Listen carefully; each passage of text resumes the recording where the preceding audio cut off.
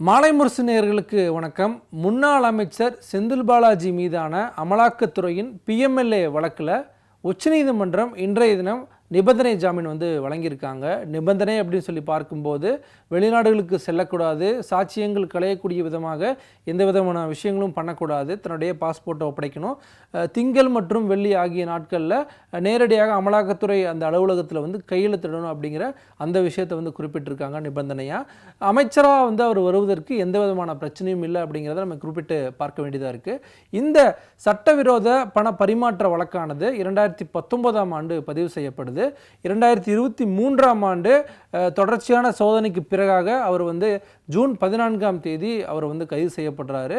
தொடர்ச்சியான வழக்கு விசாரணை குறிப்பிட்டு சென்னை உயர்நீதிமன்றத்தில் இந்த வழக்கிலிருந்து தனக்கு ஜாமீன் வழங்கணும் அப்படின்ட்டு தொடர்ச்சியான அந்த மனுக்களை தாக்கல் பண்ணுறாங்க. ஆனால் சென்னை உயர்நீதிமன்றம் அந்த ஜாமீன் வழங்க முடியாது அப்படின்ட்டு அந்த மனு தள்ளுபடி செய்கிறாங்க. அதன் தொடர்ச்சியாக உச்சநீதிமன்றத்தை செந்தில் பாலாஜி நாடுறாரு. தொடர்ச்சியாக இந்த வழக்கு விசாரணை கிட்டத்தட்ட 3 மாதங்களாக வழக்கு விசாரணை நம்ம பார்க்க முடிஞ்சு. இடி தரப்பு தங்களுடைய வாதங்களை வச்சுருந்தாங்க, செந்தில் பாலாஜி தரப்பு தங்களுடைய வாதங்களை வச்சுருந்தாங்க. இடி தரப்பு அதிகப்படியான நாட்டில் எடுத்துக்கொள்ளவும் உச்சநீதிமன்றம் அதற்கான தங்களுடைய அந்த கண்டிப்புகளை தெரிவிச்சிருந்தாங்க. தொடர்ச்சியாக வழக்கு விசாரணை முடிவடைந்து தீர்ப்பானது ஒத்திவைக்கப்பட்டிருந்துச்சு.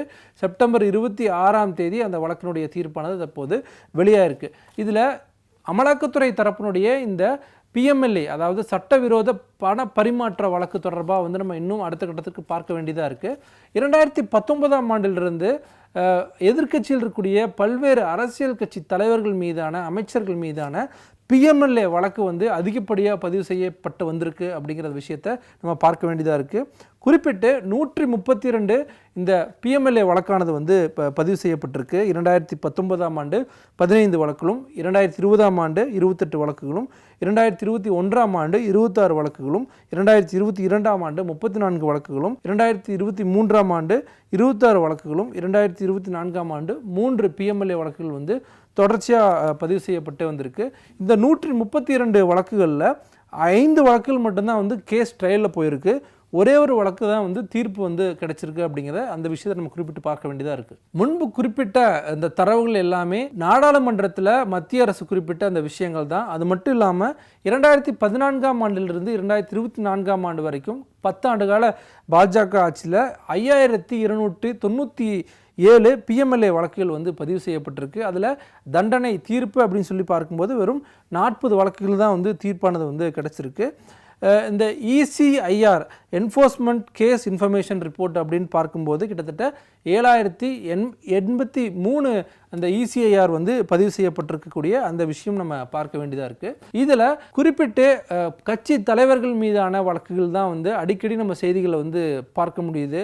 அரவிந்த் கெஜ்ரிவால் மீதான அந்த பிஎம்எல்ஏ வழக்கு, அதே போல் ஜார்க்கண்ட் முதலமைச்சர் இருக்கக்கூடிய ஹேமந்த் சோரன் மீதான பிஎம்எல்ஏ வழக்கு, தெலுங்கானாவில் பிஆர்எஸ் கட்சியினுடைய தலைவராக இருக்கக்கூடிய கவிதா ராவ் அவர்கள் மீதான அந்த பிஎம்எல்ஏ வழக்கு எல்லாமே நம்ம தொடர்ச்சியாக பார்க்குறோம். இதில் செந்தில் பாலாஜி மீதான இந்த பிஎம்எல்ஏ வழக்கு அப்படின்னு சொல்லி பார்க்கும்போது 2019ஆம் ஆண்டு பதிவு செய்யப்படுது. அந்த வழக்கின் கீழ் ஜூன் 14, 2023ஆம் ஆண்டு செந்தில் பாலாஜி கைது செய்யப்படுறாரு. கிட்டத்தட்ட 15 மாத சிறை தண்டனைக்கு பிறகு தற்போது அவருக்கு ஜாமீனானது கிடைச்சிருக்கு. அடுத்தது கெஜ்ரிவால் மீதான அந்த பிஎம்எல்ஏ வழக்கில் மார்ச் 21, 2024 அந்த காலகட்டங்களில் அவர் கைது செய்யப்படுறாரு.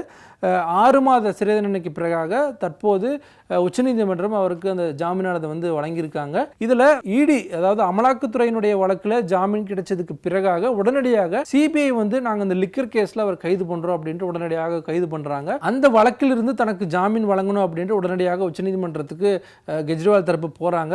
அப்போ கடுமையான கண்டனங்களை உச்சநீதிமன்றம் வச்சிருந்தாங்க. குறிப்பிட்டு இடி வழக்கு ஜாமீன் வழங்கப்பட்டதுக்கு பிறகாக ஏன் நீங்கள் சிபிஐ உடனடியாக அந்த வழக்கு தொடுக்குறீங்க அப்படிங்கிற அந்த கேள்விகள் எல்லாம் முன் வச்சிருந்தாங்க. அடுத்ததாக டெல்லியினுடைய முன்னாள் துணை முதலமைச்சர் மணிஷ் சிசோடியா கிட்டத்தட்ட 17 மாதங்கள் அவர் சிறையில் இருந்திருந்தாரு. 2023ஆம் ஆண்டு பிப்ரவரி காலகட்டங்களில் அவர் கைது செய்யப்படுறாரு. மார்ச் 9, 2023 அந்த காலகட்டங்களில் பிஎம்எல்ஏ வழக்கானது அவர் மீது பதிவு செய்யப்படுது. அதன் தொடர்ச்சியான விசாரணை, அதன் பிறகு ஜாமீன் அப்படின்லாம் பார்க்கும்போது 17 மாதங்களுக்கு பிறகு அவர் ஜாமீனில் வெளிவந்துறாரு. அடுத்ததாக பிஆர்எஸ் கட்சியினுடைய மூத்த தலைவர் கவிதா ராவ் மார்ச் 15 அந்த காலகட்டங்களில் அமலாக்கத்துறையின் தரப்பின் சார்பாக இந்த பிஎம்எல்ஏ PMLA வழக்கின் கீழே கைது செய்யப்படுறாங்க. அதன் பிறகு CBI ஏப்ரல் 11ஆம் தேதி அவர்களை மற்றும் ஒரு அந்த வழக்கில் வந்து மீண்டும் கைது செய்யறாங்க. 5 மாத சிறை தண்டனைக்கு பிறகு தற்போது கவிதா ராவும் இந்த PMLA வழக்கிலிருந்து ஜாமீன் பெற்று வெளியே வந்திருக்காங்க. ஆம் ஆத்மி கட்சியினுடைய மூத்த எம்பியான சஞ்சய் சிங் அவரும் வந்து PMLA வழக்கின் கீது கைது செய்யப்படுறாரு. அவரும் வந்து தற்போது அந்த ஜாமீனில் வந்து வெளியாயிருக்காரு. அடுத்தது ஹேமந்த் சோரன், ஜார்க்கண்ட் மாநிலத்தினுடைய முதலமைச்சராக இருக்கக்கூடிய ஹேமந்த் சோரன் தேர்தலுக்கு சில மாதங்களுக்கு முன்பு சரியாக ஜனவரி 31ஆம் தேதி இதே இந்த PMLA வழக்கின் கீழ் கைது செய்யப்படுறாரு. 5 மாத சிறை தண்டனைக்கு பிறகாக இந்த ஜூன் காலகட்டங்களில் அவருக்கு அந்த உச்சநீதிமன்றத்தினுடைய ஜாமீனானது வந்து கிடைச்சிருந்துச்சு. இதுல மிக முக்கியத்துவம் வாய்ந்ததா என்ன நம்ம பார்க்க வேண்டியதா இருக்கு அப்படின்னா, இந்த தலைவர்களுடைய வழக்குல உச்சநீதிமன்றம் ஜாமீன் வழங்குறதுக்கு அவர்கள் சொன்ன மிக முக்கியமான காரணங்கள் எல்லாத்துக்குமே வந்து ஒரே மாதிரியான காரணங்கள் தான் இருக்கு, நம்ம குறிப்பிட்டு சொல்ல வேண்டியதா இருக்கு. அதுல நீண்ட நாட்களாக இந்த தலைவர்கள் வந்து தொடர்ச்சியா அந்த சிறையில் இருக்காங்க. அதே போல வழக்கு விசாரணை நிறைவடைய இன்னுமே வந்து அதிகப்படியான காலங்கள் எடுத்திருக்கும். அப்படிங்கிறதுனால அவர்களுக்கான ஜாமீன் வந்து நாங்கள் வழங்குகிறோம் அப்படிங்கிறது தான் தொடர்ச்சியாக உச்சநீதிமன்றம் இந்த வழக்குகளை சொல்லப்படக்கூடிய மிக முக்கியத்துவம் வாய்ந்ததாக இருக்குது. அதே போல் மெடிக்கல் கண்டிஷனை காரணம் காட்டியும் சிலருக்கு இந்த ஜாமீனானது வந்து தொடர்ச்சியாக வழங்கப்பட்டே வந்திருக்கு. PMLA சட்டமானது அந்த அமலாக்கத்துறையினுடைய அந்த சட்டத்தின் கீழே 2002ஆம் ஆண்டு கொண்டு வரப்படுது. குறிப்பிட்டு பாஜக ஆட்சி பொறுப்புக்கு வந்ததன் பிறகாக அதிகப்படியான PMLA வழக்கானது வந்து பதிவு செய்யப்பட்டிருக்கு. குறிப்பிட்டு அரசியல் தலைவர்கள் மீது, எதிர்க்கட்சியில் இருக்கக்கூடிய அரசியல் தலைவர்கள் மீது தான் இந்த PMLA வழக்கானது வந்து அதிகப்படியாக பதிவு செய்யப்பட்டிருக்கு அப்படிங்கிற அந்த விமர்சனத்தையும் தொடர்ச்சியாக காங்கிரஸ், திமுக உள்ளிட்ட கட்சிகள் தொடர்ச்சியாக வந்து பதிவு பண்ணிட்டே வராங்க. தற்போது மத்தியில் NDA தலைமையிலான அந்த அரசாங்கம் இருக்குது. அப்படிங்கும்போது இந்த கூட்டணி கட்சிகள் இதை எப்படி அணுக போகிறாங்க, மீண்டும் இந்த PMLA வழக்கு அதிகப்படியாக பயன்படுத்தப்படுமா அப்படிங்கிற அந்த ஒரு கேள்வியும் இருக்குது. தொடர்ச்சியாக EDக்கும் CBIக்கும் உச்சநீதிமன்றம் இந்த வழக்குகளில் தொடர்ச்சியான பல்வேறு கேள்விகளை வந்து எழுப்பிட்டே வந்திருக்காங்க. இது வந்து அரசியல் ரீதியாக வந்து பழிவாங்கிறதுக்கான ஒரு வழக்குகளாக வந்து மாறிட்டு இருக்கா, ஏன் வந்து விசாரணையில் வந்து டிலே பண்ணுறீங்க அப்படின்ட்டு பல கேள்விகளை வந்து தொடர்ச்சியாக வச்சுட்டே இருக்காங்க. அதற்கான சரியான விடைகள் கிடைக்காத காரணத்தால் தான் இந்த நிபந்தனை ஜாமீன்கள்லாம் வந்து வழங்கப்பட்டே வந்திருக்கு. இந்த PMLA தொடர்பான வழக்குகள் சரியான முறையில் தான் வந்து பதிவு செய்யப்பட்டிருக்கா, சரியான முறையில் தான் வந்து விசாரணை போயிருக்கா, இல்லை உச்சநீதிமன்றம் சொல்லக்கூடிய அந்த விஷயத்தை வந்து நீங்கள் எப்படி பார்க்குறீங்க அப்படிங்கிறத கீழே உங்களுடைய கருத்துக்களாக வந்து பதிவு பண்ணுங்கள். நன்றி.